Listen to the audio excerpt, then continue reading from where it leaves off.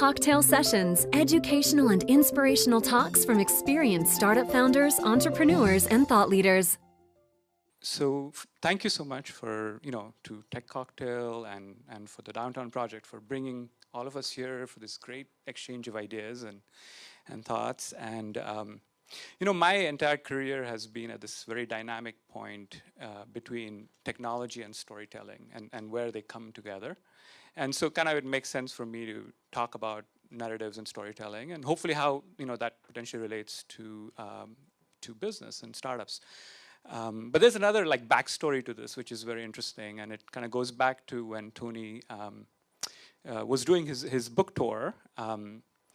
And so if you can just in the high retina display in your head, because no slides were allowed, if you can just visualize the Maslow's pyramid, which very quickly to recap, at the base, it's about kind of human need, if you will, and it's such a basic thing. But at the base of the pyramid, you have things that are very fundamental, like just shelter, food, sex, all of these things. And then you move up into the pyramid into things that have more engagement, that describe passion. And then as you move further up into that pyramid, it becomes about self-actualization and, who we are and what we, why do we do what we do and how do we bring meaning into our lives. So that's kind of the basic Maslow's hierarchy. And Tony made this amazing observation in his book, which he kind of, in a super geeky way, he talks about it as fractals, right? Which is the self-similarity that you see all over, in nature. And he talked about sort of this, the customer pyramid. Chip Conley in his book Peak already also talks about some of these same things. But you have this idea of pleasure, passion, and then meaning. And he said good businesses can be built with that in mind. I mean you can start with, obviously a business has to be sustainable, it has to be profit making. But then you try to get into something that's a deeper engagement, with your customers, with your employees. And then you move on to something that hopefully transcends individuals or even the community for that matter and brings meaning, right? And when we met for lunch when he was at Pixar, we started talking about this idea. There's a there's a great writer at Pixar, Michael Arndt. He wrote Toy Story 3, Little Miss Sunshine. And his sort of wonderful idea is that essentially great stories are constructed in a very, very similar way. I mean, at the base of the pyramid, you have the plot. I mean, for a story to work, it must have, well, a story. It has to have some kind of a plot that moves. But then as you move up into the pyramid, I mean, the thing that lets us empathize with the characters in these stories is the fact that great characters, good characters have, they aren't perfect. They are not like Frank. They're broken in some way, or there's something that's missing there. And so there's an internal struggle. So as the plot is playing out, a good character will go through a journey and will come to a place where, hopefully they're in a very different place than when you started, and yet they're still true to themselves, right? And so I think that's the second level of that pyramid. And then at the top of the pyramid, what Michael says is that you really and then, he uses Star Wars as one of his favorite examples. And if you look at Toy Story 3, it has some of the same structural construction. But there has to be something that transcends, that takes you, even beyond that character and their journey, right? It's about. It could be something that's social, and it doesn't always have to be something good, right? It doesn't have to, but it has to be something that is universal, right? And so I think that idea really resonated with me, and it was really, again, with Tony kind of framing it as this fractal concept of happiness, or as he called it, the fractal of happiness. To see that again in the way that we can think about story structure was really interesting. And so as, Ashish and, my co-founder and I with Wamix, basically what we're trying to do is create technology that enables stories and storytellers of the future, right? That's basically our goal, and it's an ambitious goal, and so what. So basically, how do you think about that, right? And so one of the ways that we are thinking about it right now, especially when it comes to businesses and startups, is if you look at that pyramid, again, in your mind's eye, at the basic level, now we're talking about, let's say, products here and how companies interact with customers, let's say, via their products. At the base of that pyramid, you need essentially products that work, right? You can't have products that aren't robust or are overpriced or whatever. I mean, you ultimately have to have an offering that makes sense, that's rational.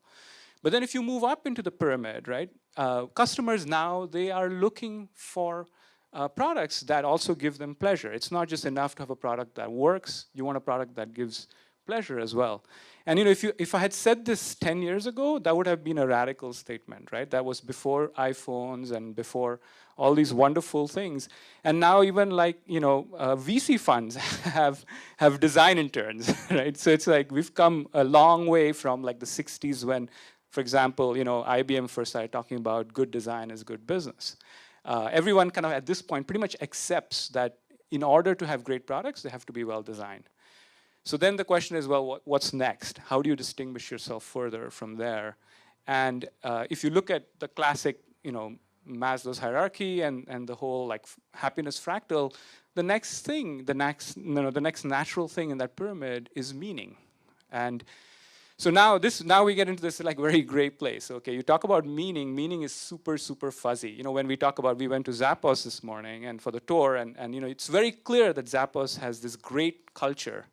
But how do you describe it? It's a very, very fuzzy concept. And the way that most people think about meaning and culture is through stories. That's how we pass. When you talk about Zappos culture, you're not going to give them like, hey, here are here's the 3-page culture of Zappos. The way culture passes between us is through stories, right? And the way that meaning is created between companies and individuals or customers or employees for that matter is through stories. So again, the reason to come here was mostly to meet wonderful people and see what amazing things are going on with the Downtown Project. And as startup folks, I'd like to encourage everyone. We are, essentially as entrepreneurs, we are storytellers. And we are telling stories. And I think Kathy brought this up. We are always telling stories. And so it's good, it's good to step back and say, hey, is this the right story?